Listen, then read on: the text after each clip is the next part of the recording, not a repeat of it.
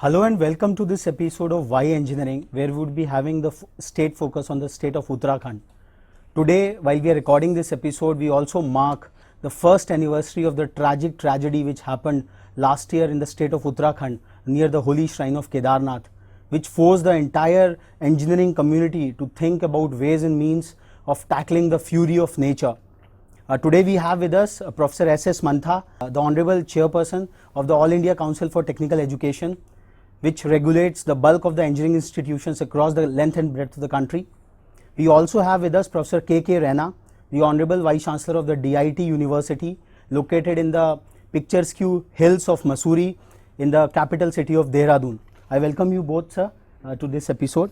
My first question to Professor K.K. Raina, sir, at DIT University, what kind of imagination, aspiration and accomplishments you are driving out there in the engineering education space? You see, DIT University was established about 15 years back, and if I look at the memoranda of association that and the understanding that what we have to do, I would say that in a short span of 15 years, the DIT University is becoming as one of the big education institutions in this part of the country, which is Uttarakhand. Uttarakhand, being one of the new states in our country, needs a great inspiration from good institutions and the great institutions who will set forth the ball rolling for higher technical education in Uttarakhand particular, and you should be a role model for the nation that those states which are coming as the new states can also contribute significantly for the growth of highly skilled, achievable, goal achievable manpower in this country. And I would say the DIT is doing very good in that direction. My next question to Professor Mantha. Sir, we do have a multi-layered technical educational framework in the entire country. At the top we have the IITs, NITs, other premier institutions. Then we have these emerging private universities and deemed universities, and the bulk of technical institutions with the state technical universities. What is your prescription? What kind of direction you would like to propose to institutions like DIT, which have taken the private university status, as in research, as in teaching, as in innovation? What kind of dominant direction would you prescribe for them? No, first of all, you said something about engineering and the kind of tragedy that took place in Uttarakhand about a year back. I just want to say that as engineers, professional engineers, with a lot of understanding of what systems are, and when the systems are put together, how they function, the dynamics of the whole thing. I think the first fundamental issue that engineering community should realize is that you respect the nature, respect the laws of nature, and also see that there is a logic behind what you do. One other dimension that we really need to look at seriously in this country is the introduction of liberal sciences, social sciences, which singularly lacks in most of our curriculum in the universities and so on, which tends to make our engineers more single dimensional, and the lateral thinking abilities, some people they manage over a period of time by going through extracurricular activities and so on, but somewhere you need to relook at some of the curriculum that institutions are doing. I know it's extremely difficult to put everything together, but audit courses, value-added courses, programs, those kind of things can always come about. Like what kind of local and regional challenges can an institution like yours can look into and give a meaningful role to the students at large? Mr. Mittal, I think I put it as advantageous Dehradun and DIT University. Dehradun is surrounded by good institutions, prestigious, whether it is DRDO labs, whether it is a military academy is there. We have the CSR labs in the periphery. We have remote sensing institution of the country in that area. And there's where I find that Dehradun DIT University can play a very important role. My endeavor, I have joined that place very shortly, is to have a network with these institutions where our youth, the engineering graduates, get a good training, because infrastructure that is established in these laboratories of a very high degree of order as well as the precision. good quality instruments are put in place. Unless and until we expose our graduating students there, I think it is no purpose to have such great facilities. There is where we find a public-private partnership coming into place, PPP. And there's one more point. The Uttarakhand is not industrially very rich, but there are pockets. Bharat Heavy Electrical Limited, BHEL, is one of the big industries, electrical engineering industry, which is in the close by. So we are trying to have tie-up with them as well, so that our students get trained in these institutions. That is the inclusiveness. See, if I am very good at catering to the socio-economic aspects of my region, I think that is one of the significant things. And then diversify. And diversification has no limit. We come out from that place, go to the rest of the country, and then go globally. But it's a process. See, many things in this country cannot happen in a day. We have great resources, how to encourage them. Civil engineering can play a very significant role in the state like Uttarakhand. Mechanical engineering can play a significant role. Remote sensing, the disaster you mentioned, that it is, I would say, with all the respect to those people who lost their lives in that very tragedy, I think if we would have the disaster mitigation in place that time, probably we would have saved much more than we lost, but it was not there. So I think it puts us as a challenge, and when there's an opportunity to think about challenge comes, I mean the challenge new opportunities do perceive. So I'm looking at that way, DIT can play a very important role. If you look at the DIT view, we have very good civil engineering department, we have very good mechanical engineering department, we have very good IT sectors, computer engineering, I would say the state of the art. We also cater to the petroleum engineering because we have IIP very close by. I think why not make use of the scientists in IIP, which can be as adjunct faculty, visiting faculty to us, and our students can go to IIP and get benefit of what is infrastructure available. That is what the inclusiveness, the local aspects come in. Then we have the Indian Military Academy. See, we need engineers. See, we used to say engineers of construction and engineers of destruction many years back. I think today it is the construction only. I look at it at a very positive approach. Government of India, Ministry of Defence has made great contributions in IMA Act. We produce the greatest, the best, the brilliant NDA graduates from that place. Clement Town is close by, where there is army establishment, air force establishment. I think that is where I find the young people who come to engineering education can also look at as a nationalistic view how we can help our own country. DRDO is an establishment which has to be, I would say, self-sufficient, and Indians have that capability and potential to do all that things.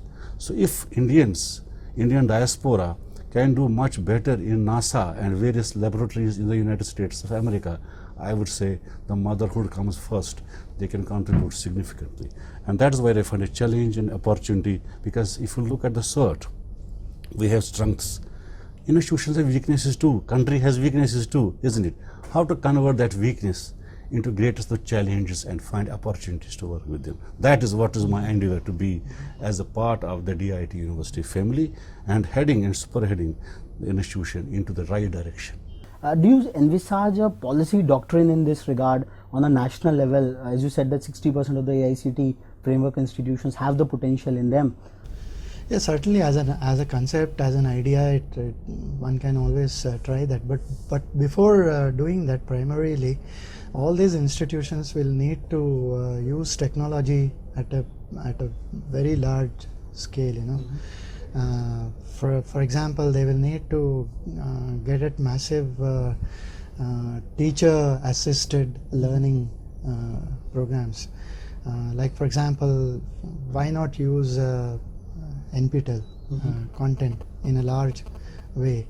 Why not use MOOCs wherever the courses are available? Today there are more than 250 courses available in technology and engineering. I believe a lot of teacher training programs are required, a lot more augmentation of existing labs are required.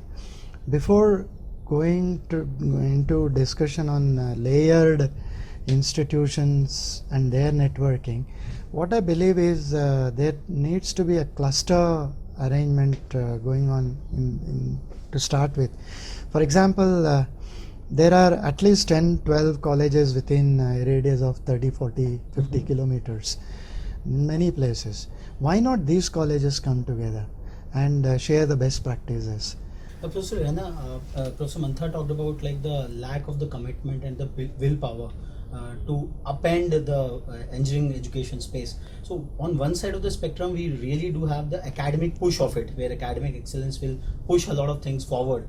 On the other side of it, there is an industry and the government pull side of it. So where do you see the mix of both of them? Where this, what kind of a mix you envisage for? I think we need to create very effective industry-institute interactions.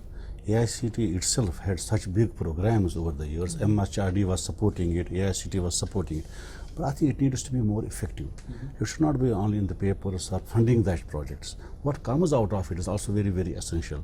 And for that, I think industry partnership with academia, see what industry needs is not basic just the convention only. It is the objective-oriented education. I think we need to re-engineer our engineering in that direction, create a curricula where student gets the first-hand information that what I have to do. It can be taught by an industry expert, by an R&D expert in different labs. It should not be only the conventional mode of teaching. Like in best of the systems, they have the credit-based education system. Can we bring credit-based education system in this country too? It is not that I have completed this course, I have become an engineer. No, there has to be the practical objectivity in it. We at DIT University are looking at that way. I'm sure that we shall contribute to this type of education, and the models which are best perceived models in the best of the universities in the world are the ones which we need to try, because they are tested ones. And our education system, engineering in particular here, needs to be also relooked at it, because see, the biosciences, bioengineering is coming in a big way, and we feel that bio is not important in engineering curriculum. Professor Mantha rightly said how much social science component is given in the education. See, our human body itself is a big engineering machine. If we look at, analyze it, I think we get the best of the education from our own such systems. So there is a need for a change, there is need for relooking at the systems, and I am sure that AICT, under the valued and dynamic leadership of Professor Mantha, is already looking in this direction, and we look forward. We in the private university, wherever the government feels that we can support it, I will be the first person to come forward that this is what we can offer. See, faculty training is, I would say, very, very important, essential in this country. If we look at the engineering scenario, looking at the best benchmarked institutions to the bottom ones, where is faculty? We put certain guidelines. If you have this program, you need N professors, N-1 professors and associate professor. There are people. So because we neglected teaching a lot, unless and until we cater to that. At DIT University, we are creating a faculty development cell which is going to train people, not only others, but we will get our trained people first, train those who are in the region, and I'm sure that we will reach the nationhood. You see, the knitter concept, which was perceived to train people in polytechnic education many, many years ago, this country has the pockets. In Bhopal, we have one, we have in Chandigarh and other places too. I think it has to come to a bigger way. UGC have that faculty induction programs, faculty recharge programs, but it should not come late. I think we need to have the planning in the departments, in the institutions, in the associations. What larger role you see for regulators like AICT in that domain? Oh, absolutely. I mean, today most of the curriculum, if you compare with the global curriculum, 70%, I would say even 75% of engineering curriculum, whatever branch you talk about, is the core curriculum, and that would be the same the world over. The teaching delivery process, the teaching learning process could be different in different places, but the core remains the same.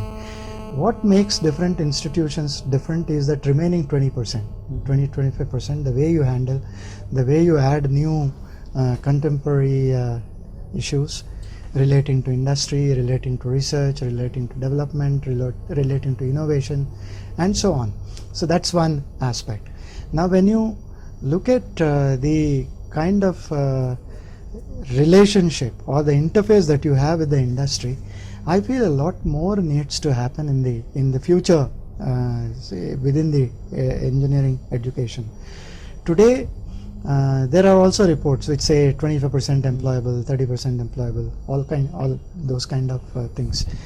Though there are obviously problem areas in quality. You can't expect quality to exist end to end. There will be obviously quality at the top, then you will have some potential for quality, then you will have poor. It happens in every profession. But this profession, like you so rightly said, is connected with directly with the industry and the kind of interface that it needs to have with the industry. Very little, you also referred to the mobile phone as an example. It's so true. What should happen is every institution of ours, the best ones included, they do research which is teacher centric.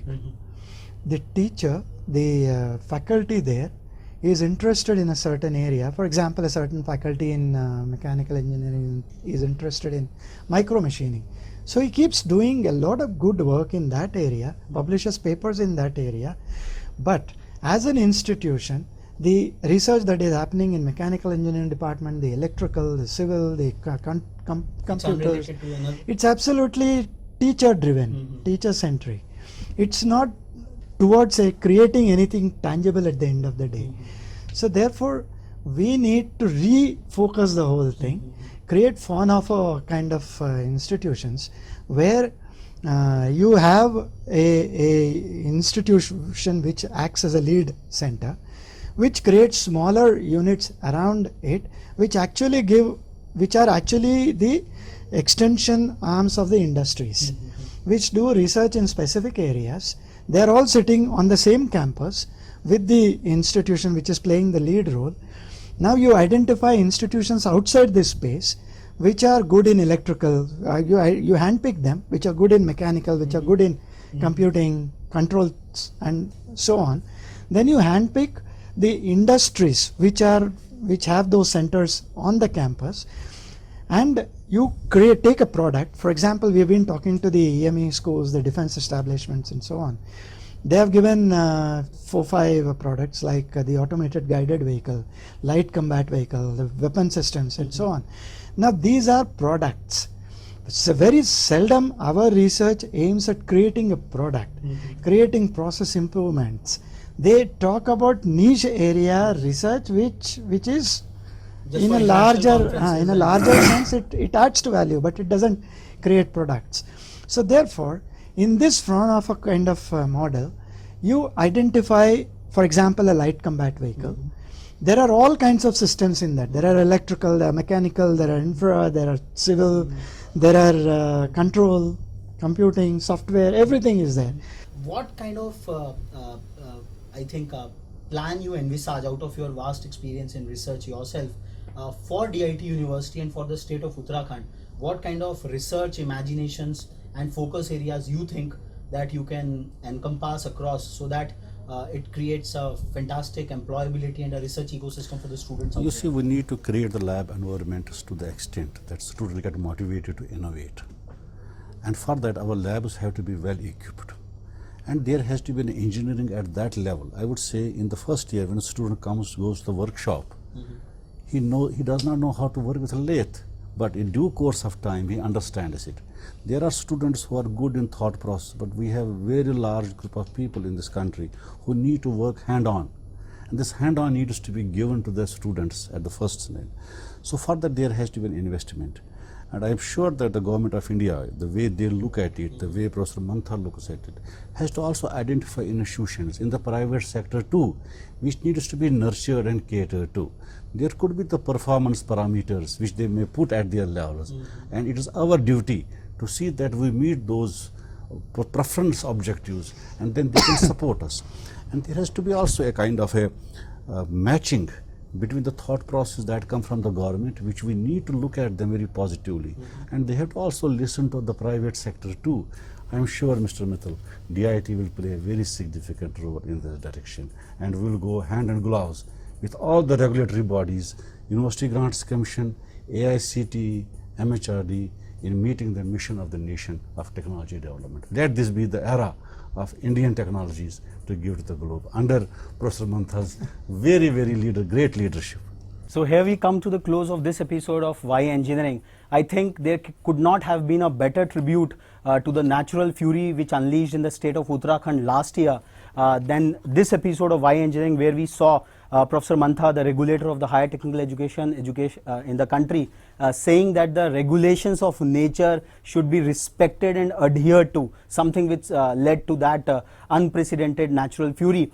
On the other side of it, it seems that the entire higher technical education space of the country seems to be charged with a fantastic model of delivery, where Professor Mantha has really elucidated a fantastic vision of economy driven education, where localized clusters of various layers of expertise can be integrated together. But obviously, as an academic, he has his focus on the core academic rigor and the excellence and quality of it. His idea of creating a fantastic localized sharing of intellectual capital at a local cluster level is something worth emulating. I think this episode of Why Engineering would really give ideas even at the national level, where a lot of interventions which have happened at the government level, when a lot of ministries have been cross-linked. So MHRD has to look into a different schema, where the other strategic ministries like DST, like MSME, like Department of Public Enterprises, who really have a larger vision of strategic priorities for the country, would be able to give some policy directives and inputs to the Ministry of Human Resource Development. I think it was a really fantastic interaction with Professor S.S. Mantha, the Honorable Chairperson of All India Council for Technical Education, and Professor K.K. Raina, the Honorable Vice Chancellor of DIT University. We would be back again with yet another interesting episode of Why Engineering. Till then, stay tuned.